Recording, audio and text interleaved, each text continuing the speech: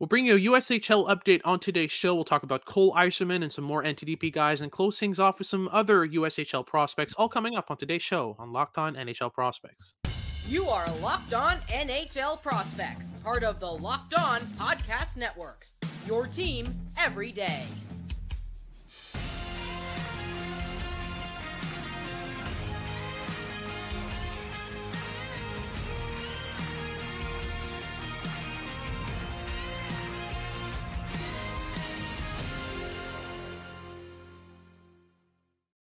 Hello and welcome back to Locked On NHL Prospects, part of the Locked On Podcast Network, your team every day. On this podcast, we break down everything prospects related for you 5 days a week, Monday to Friday. I'm Hadi Kalikesh, joined by Sebastian High, and on today's show, we'll bring you a USHL update on some of the prospects overall playing in the USHL. We'll talk about some NTDP guys first and foremost, obviously the big name, Cole Eiserman. We'll talk a bit more about how we project his game to kind of improve and develop as he reaches the NHL, and what kind of style he's going to play at the next level. In our second segment, we'll talk about some NTDP defensemen, including Cole Hutson, Will Skahan, and Emery. And then we'll end things off with some kind of outside of the USNTDP program USHL players, so including Matvei Gridin, Sacha Boisvert, who play on the same team in Muskegon, and then Trevor Connelly, who plays for Tri-City. 3 prospects who could make a push for the first round. So we'll get into all of that on today's show, and make sure to stay tuned until the end.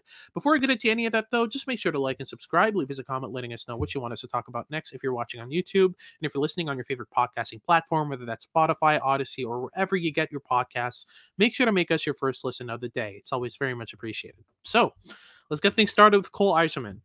His point totals have been climbing. His game has been improving overall. With the NTDP overall, through 15 games, he's got 19 goals and 9 assists for 28 points, by far the leader on the team. And goals-wise, I mean, you can't get better than above a goal per game. I mean, these are Cole Caulfield numbers we're talking about.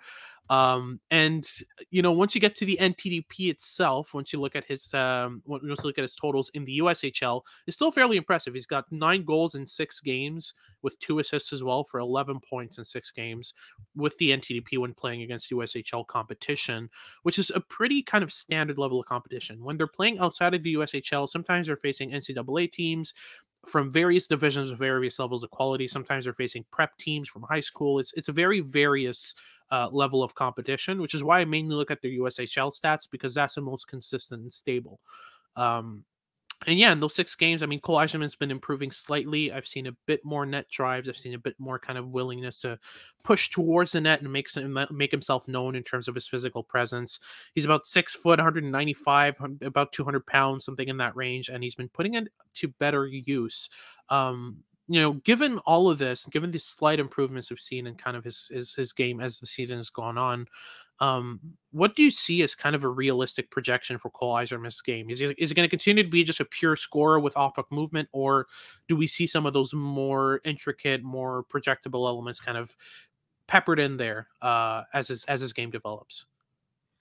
Yeah, I think early on this season, I still see him primarily as that finisher, as the goal scorer. And Yeah. I think that that is one of the big reasons why he's likely going to be a bit lower on our Dobber Prospects board than on most other public boards so far. I think that he's probably going to land in our 4 or 5 range based on my expectations here. And it's definitely where the two of us fall in this equation with Eiserman. And while I have seen progression from him since the Hlinka, where he's using his teammates a lot more intelligently, he is a lot less individualistic in transition. He's looking a lot less like an outcast in the lineup as he was last season in the NTDP when he first got the call up to the U18 squad. Mm-hmm. But I still like this is an elite shooter and he knows it. I still think that he could diversify his game a little bit, and that it would actually improve his goal scoring threat as well. Because as of right now, he's always quite clearly a shooter.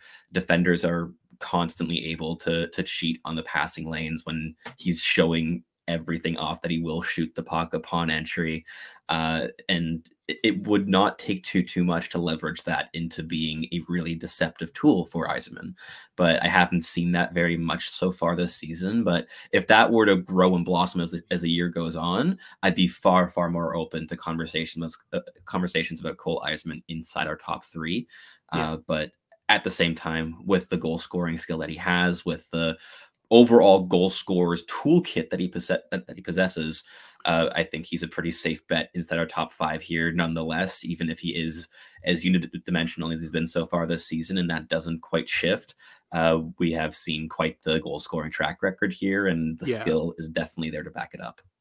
For sure, and especially when he's kind of shouldered by a high-end playmaker in James Higgins. Higgins is a player who commands the puck a lot, who has this gravitational pull on him. He frees his opponents with, these slight fakes and hesitations, and that really frees up Cole Eiserman. And, if you're drafting Cole Eiserman, I think that you need to have a player in your system, a young player in your system that has that kind of same ability. I look at a team like New Jersey, I feel like Eiserman would be a great fit next to a guy like Jack Hughes. If Edmonton continues to play the way they do, I mean, yeah, he fits well.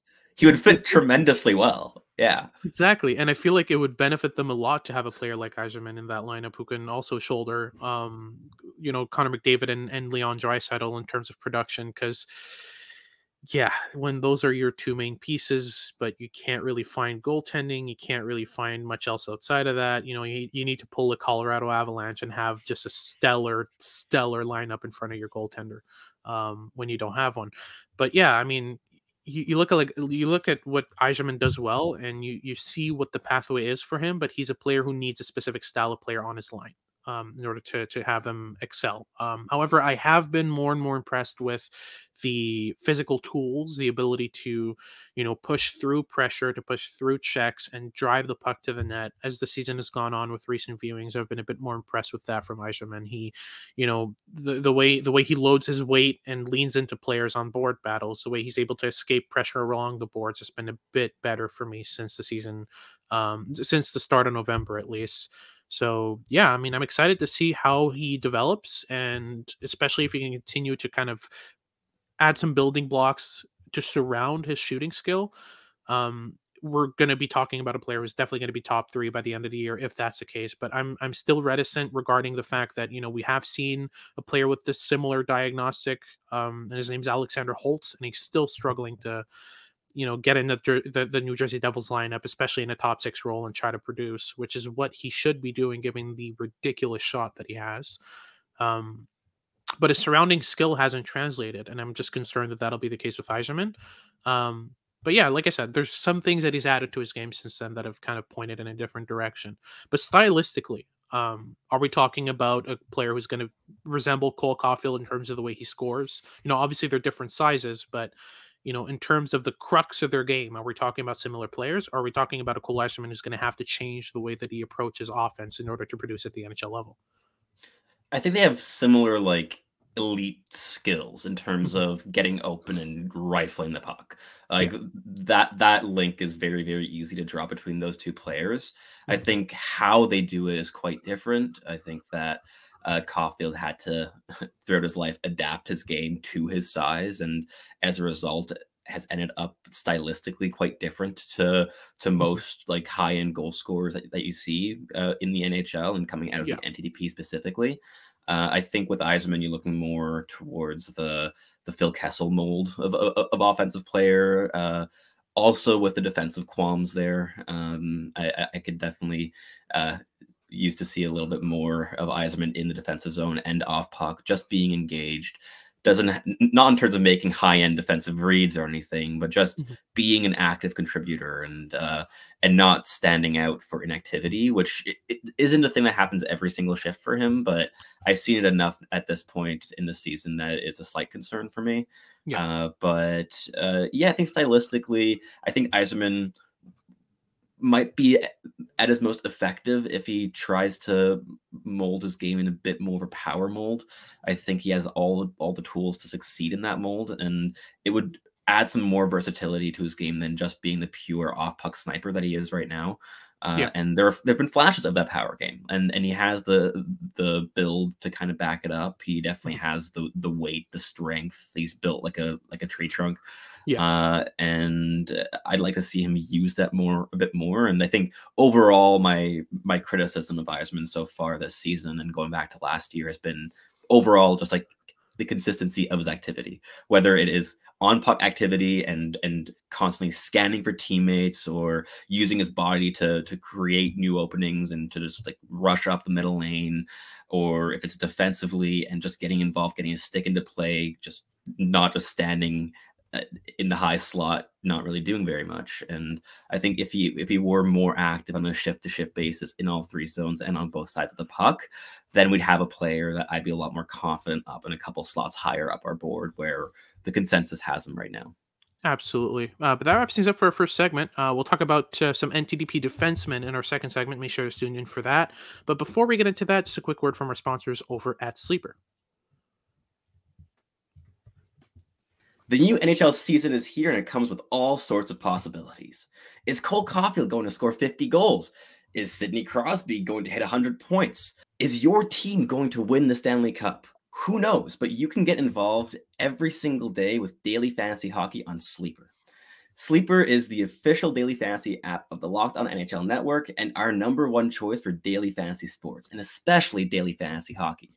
Because with Sleeper, you can win 100 times your cash in daily fantasy hockey contests. All you have to do is pick whether the stars of the league, or any players of your choice, record specific stats in 8 different categories. Use promo code LOCKEDONNHL and you'll get up to a $100 match on your first deposit. Terms and conditions apply. That's code LOCKEDONNHL. See Sleeper's terms of use for details and locational availability.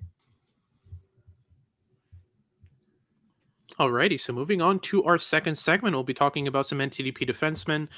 There are 3 that could make a push for the first round, and then tentatively I have all 3 in my first, all of them in the latter half of it, though. We'll start off with the bigger name, in my opinion, the player who's more likely to, maybe not more likely to go first, but more likely to be impactful at the NHL level. And for me, it's Cole Hutson. Cole Hutson is the only player for me that, in terms of dynamism and awareness and skills, matches James Hagen's in terms of the way that they play. They're 2 players who really kind of dominate the puck extremely well. Hutson is, he's very similar to his brother Lane in a sense, where, Lane also has those kind of head fakes, those shoulder fakes, this uncanny ability to kind of freeze players in front of him and, keep them on their toes, not knowing what's going to happen. And, he's very comfortable in terms of those elements, but, in some respects, I've found him a bit more, tentative defensively. I found a bit of his game to be, it's been a struggle at times watching him play defensively. Whereas Lane Hutson, yes, he had his struggles defensively, but it was at least always, keeping up with the play mentally. Whereas I don't see that as much from Cole Hutson. But my perspective has shifted a bit. I do see a bit more defensive projectability out of Cole Hutson. I feel like his skill set is a bit more built for, you can build a better defensive player out of Cole Hutson than Lane. It's just that at the same age, I felt like Lane was ahead. In terms of defensive abilities, defensive awareness. If you can work on keeping Cole Hutson aware at all times, his tools will be able to kind of keep up with his mind. Whereas Lane, the main issue is his brain is 5 steps ahead of his body in terms of defensive ability, right? I mean, I'm still on the fence regarding the projection with Cole Hutson. I'm hesitating between kind of late teens and late 20s. Like it's a pretty wide range for Cole Hutson so far, and heading into our ranking meeting, which will be right after the time that we record this, I'm still on the fence regarding that. How do you feel though? Yeah, I definitely think that's a realistic range. I think that there are very valid arguments to be made for any slot anywhere between what, like 15 and 32 maybe. Like there is a wide range of reasonable rankings here with Cole Hutson. And I mean, I've seen a lot of the same, right? Like the offensive toolkit is perhaps unrivaled among Zane Parek's on the same level in terms of offensive tools as Cole Hutson among offensive defensemen in this draft class. But apart from that, it's a pretty big gap, and Hutson is able to blend in deception to every motion when he has the puck on his stick. He is so intelligent in terms of leveraging his strengths to create on-ice advantages. He really uses his mobility to constantly create space in transition. Very, very adept at accessing multiple different lanes and switching between them to confuse defenses, and especially against like USHL competition, that is very effective.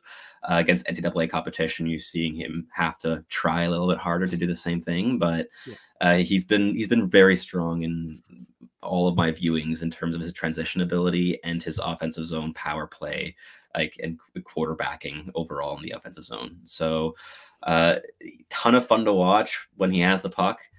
Very frustrating to watch when he's playing defense. I'm not sure I agree that he has a higher defensive ceiling than Lane Hutson. Like, yes, he has the mobility that Lane doesn't, but I've always seen Lane Hutson use his tools a lot more purposefully defensively, where even going back to his draft year, you saw him constantly scanning defensively, adjusting his position and getting his gaps really tight, applying pressure in any way he could, which sure was exclusively stick first pressure, and he sometimes was overly aggressive and sometimes overestimated his own ability to get back. But with Cole Hutson, there's a bigger and I think more significant lapse in defensive judgment there. But the tools are better for sure, right? Like if he learns to more effectively leverage those tools to create advantages defensively, then yes, I agree with you that there isn't a higher like perhaps upside in terms of how high it could go, but that minimum baseline is a lot lower down than it was with Lane. For sure. It's a floor versus ceiling thing. But speaking of which, we've got two players who basically have the exact same stat sheet with the NTDP so far this year, and it's pretty poor. It's it's Will Skahan and EJ Emery. Both have 3 points in 16 games with the NTDP overall throughout all competitions. And it's not the type of point totals you usually see from NTDP defensemen going, likely going in the first round, but you look at their games and you immediately understand what they do so well. I mean, EJ Emery, rush defending all the way. The way he closes gaps, the way he gets back, the way that he protects Cole Hutson on that pairing. It's really, really, really impressive. And yeah, I've been fairly impressed with his ability to, first his mobility, but also his ability to utilize his mobility to close gaps and push players to the outside. Off the rush. Also in his own zone, he's not bad either. I mean, he's able to identify his check when the cycle starts happening, where things get a bit confusing. It's a bit clearer in his head, and you can see that he's keeping up with the play mentally. Will Skahan, on the other hand, I'm not too sold on the mobility. I was at the start of the year, but it's on and off. For me with Skahan, there are some issues with his crossovers, with his backward skating, and he's got a bit of that short stride. I'm interested to see how that develops with him, because when he's on, in terms of the explosivity, the leg strength, and all that, you can see how well he carries his weight. With Skahan, you're getting a really rangy defenseman who can, go, cover maybe 20 feet left to right in one motion. I mean, he's got a large wingspan and uses it really well. But you're getting a defenseman who's still behind the play mentally so far. I really like the tools, but mentally I'm not as sold on what he brings. So far I have EJ Emery in the first round solidly, in that mid-20 range. Whereas Skahan is more flirting with the honorable mention kind of area. I'd put him, if he does make my first round, we're talking 31 or 32, kind of in that really, really late first round range. But do you have any takes on those two and how they kind of differ in terms of their skill set? Even though they have the same stat sheets, I feel like they're fundamentally different players, right? For sure, and I think I'm with you on so far this season. I've definitely preferred Emery. I haven't watched nearly as much of them specifically as you have, but I've caught a decent amount of viewings in passing. And EJ Emery consistently stood out to me, especially for the transition defending, the aggression that he shows there, the confidence. Those are all really projectable elements that I value a lot in young defensemen, right? Like we can see how Caden Gooley's doing this season as an NHL sophomore, and in his draft year. I mean, yes, definitely a different player from EJ Emery, but with the same like standout strengths of that aggression when defending the rush and flashes of violence, but it's always controlled and purposeful and intelligent. And that's been a great thing that I've seen so far. So I'm definitely not averse to having him inside our first round in our Dobber rankings. But I need to see more before I can prop him up inside a top 20 discussion just yet. Oh, 100%.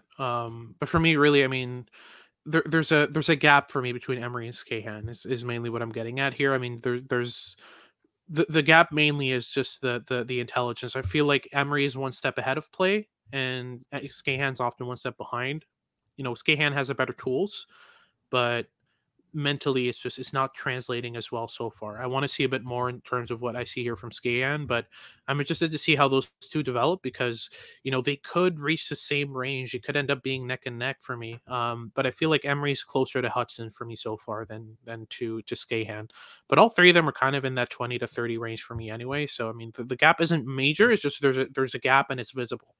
But yeah, that wraps things up for a second segment regarding the NTDP's defensemen. Now we'll talk about some other USHL forwards playing in the USHL, including Matvei Gridin and Sacha Boisvert, two teammates out of Muskegon, and Trevor Connelly out of Tri-City. We'll get into that right after these messages from our sponsors over at Jace Medical.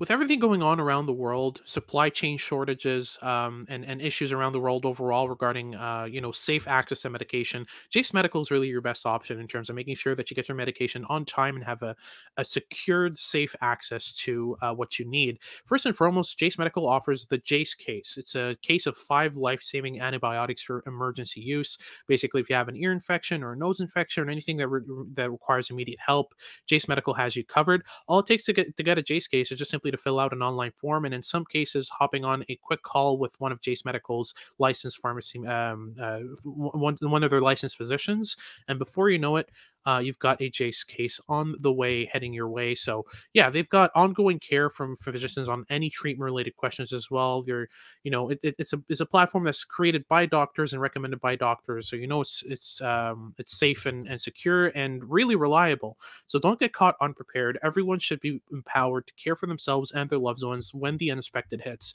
Use code LOCKEDON at checkoff to get $20 off these life-saving antibiotics today at jacemedical.com. That's JASE medical.com. Check it out. All right, so moving on and finishing things off with our third segment here, we're going to be talking about a couple of USHL forwards outside of the NTDP. The NTDP gets a lot of love every year, but honestly, there's still some decent talent outside of that, and it's been growing with every year, I feel. The USHL overall has become a really solid league in terms of quality, and this year is no exception. We're going to first talk about Sacha Boisvert, because I feel like he is definitely in the conversation for the top 20. He's definitely in mine. He's a player that really interests me in terms of his skill set. In terms of point totals so far, nothing major to write home about, but still he's in a decent kind of range. So far he's got 16 points in 16 games, including 11 goals. In terms of goals, he's up there with the best. He's top 3, I believe, or tied for 3rd. And yeah, I mean, you look at his game, the way that he, kind of moves off the puck, the way that he finds space. I've been fairly impressed with Boisvert's on puck abilities.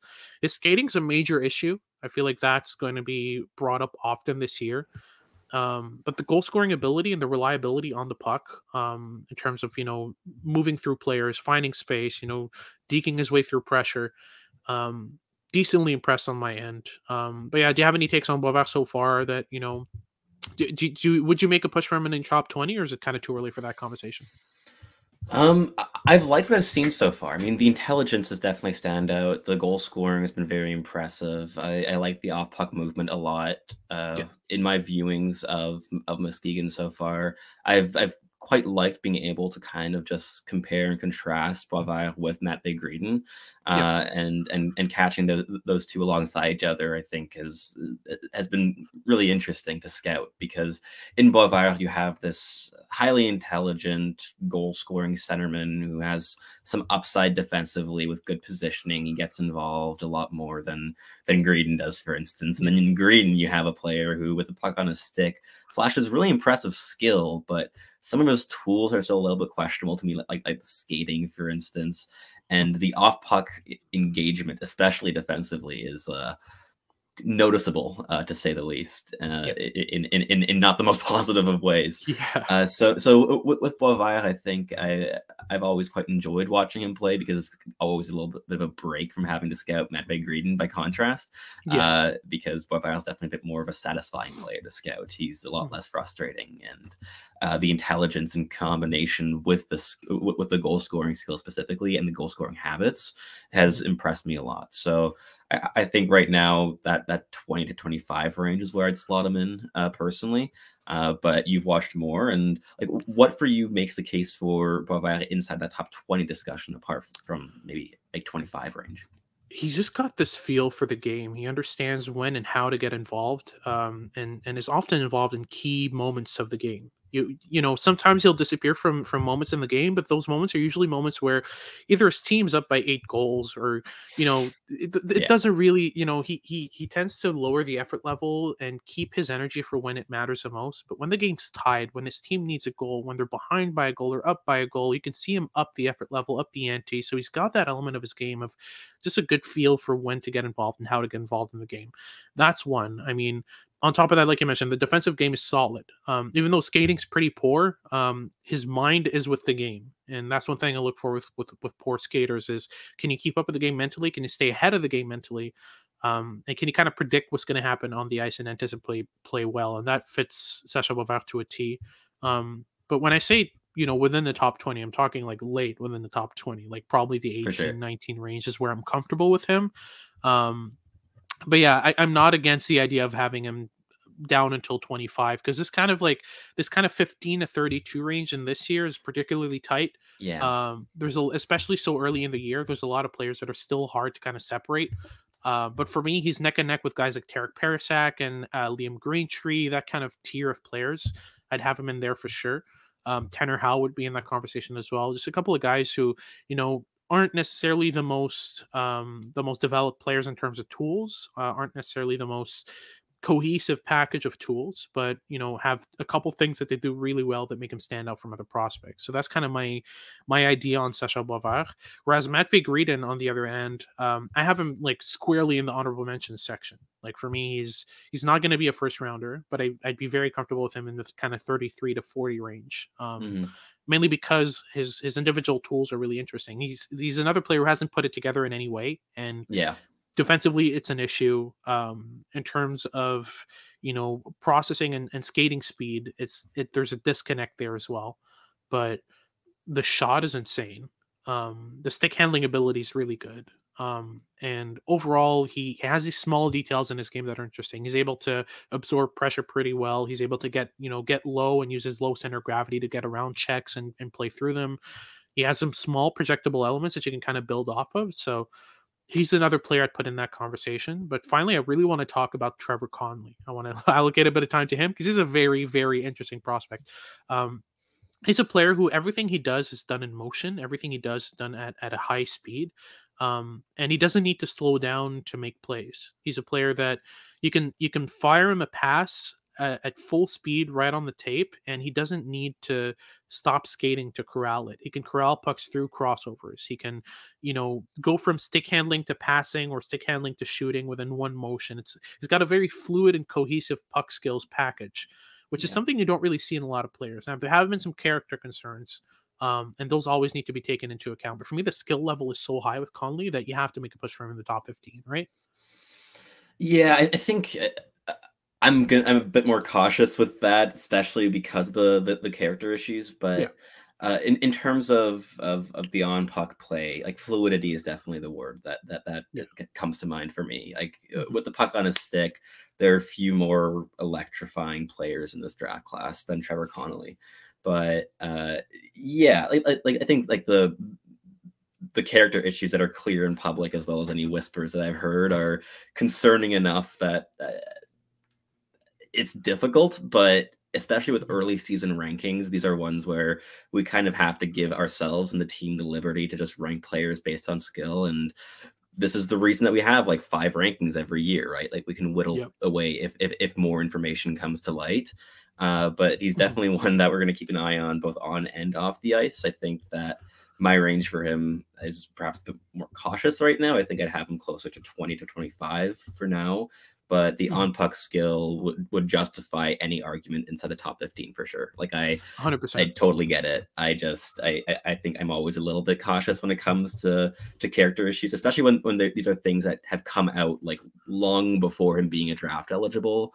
Yeah. When especially like in the hockey world, those things often are kind of buried until a lot of pressure comes up, and that usually is around the time of the draft when you really learn those things. And we'll see how the year keeps going. We'll see if we get any more updates on Trevor Connelly off the ice, but the on ice ability, as you said, fluidity to a T, like tremendously capable puck carrier, really dynamic. He's as dangerous a playmaker as he is a goal scorer in my viewings. The defensive game, of course, isn't the greatest in the world, but like with how much fluidity he plays with and the overall style of game he has, he's never going to be asked to play big defensive minutes or take those big defensive faceoffs either. So as far as prospects go in this draft class of having that really high end upside, he's up there for sure. Yeah, 100%. And it's really a shame regarding the character issues, because skill wise, I'd say he's top 5 in this draft. Like he's a very top dynamic 10 probably. Yeah. Like I definitely in that range for me. But yeah, that wraps things up for today's show. Thank you very much for tuning in. And if you're watching on YouTube, make sure to like and subscribe. Leave us a comment letting us know what you want us to talk about next. And if you're listening on your favorite podcasting platform, make sure to make us your first listen of the day. For your second listen of the day, make sure to check out Locked On Sports Today. They've got all your news and updates about what's going on in sports around the world. And make sure to tune in for our next show as we continue our prospects coverage for the month of November. This has been Hattie Kalikesh and Sebastian High, and we hope you tune in next time.